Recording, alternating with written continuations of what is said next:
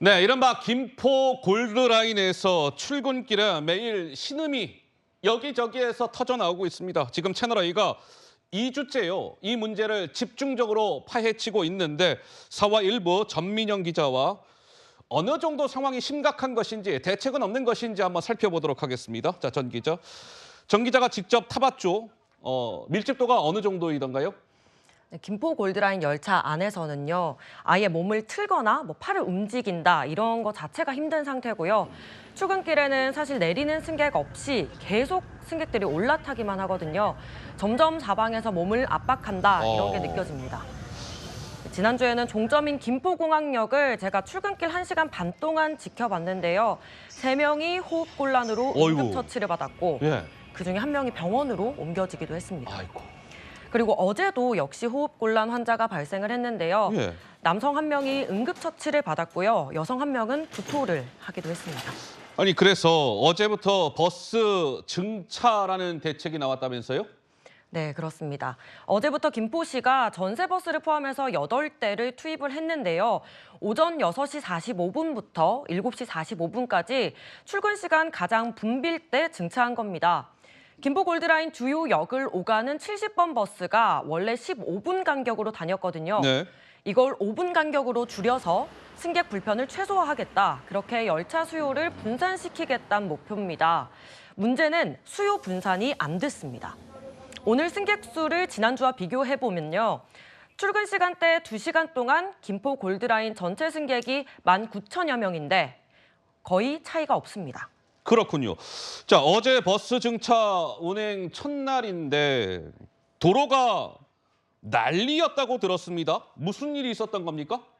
사실 이거에 대해 김포시에서는 배차 간격에 맞게 8대 모두 정상 투입돼서 운행했다 이렇게 설명을 하지만요. 예. 저희가 현장에서 지켜보고 또 승객들이 느끼는 건 달랐습니다. 10분이 다 돼가도록 버스가 오지 않다가 한 번에 2대가 이어서 오기도 했고요. 70번 버스가 접촉 사고가 났습니다. 그래서 제때 도착을 하지 못해서 승객들이 20분 가까이 기다려야 하기도 했습니다. 이게 첫날이니까 시행착오에 불과하면 다행인데요. 네.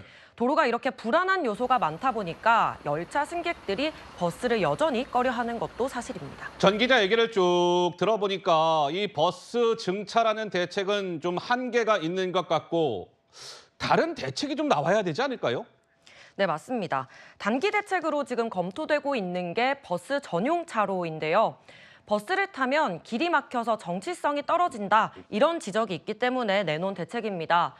지금은 개화역 인근에서 버스 전용 차로가 끊깁니다. 그런데 김포공항역까지 버스 정체가 가장 심한 구간이 사실 전용 차로가 없는 구간의 일부거든요. 현재 김포시는 가장 빠르게 전용 차로를 도입하기 위해서 기존에 있던 전용 차로에 이어서 전용 차로 표시선을 연장하는 방안을 검토하고 있습니다. 문제는 이 방법으로는 교통 정체를 풀 수가 없다는 겁니다. 네. 전문가 의견 들어보시죠. 통행 시간 감소는 크게 일어날 것 같지는 않습니다. 도로 공간을 기존에 지금 운영하고 있는 방법들을 좀 재편하는 형태로 운영하는 것을 한번 모색해보는 것은 필요할 것 같다는 생각이 듭니다. 이게 도로 확장이나 기존 전용 차로 노선 변경 등이 있어야 한다 이런 지적입니다. 궁극적으로는 광역 도시철도망이 들어와줘야 그래야 김포 골드라인 문제가 해결될 텐데요. 김포에서 서울로 나가는 도로는 통행량이 워낙 많아서 버스같이 도로 위로 열차 승객을 분산하는 건 쉽지 않다는 겁니다. 지금 GTX-D 노선을 신설하거나 5호선을 연장하는 방안이 검토되고 있는데 최소 7년은 걸립니다. 다만 김포 사례에서 신도시를 만들 때 종합적인 교통망이 얼마나 중요한지 모두가 깨달았을 텐데요. 교통 수요 예측을 정확히 해서 다시는 이런 일이 없어야겠습니다. 알겠습니다. 자, 전민영 기자였습니다. 잘 들었습니다.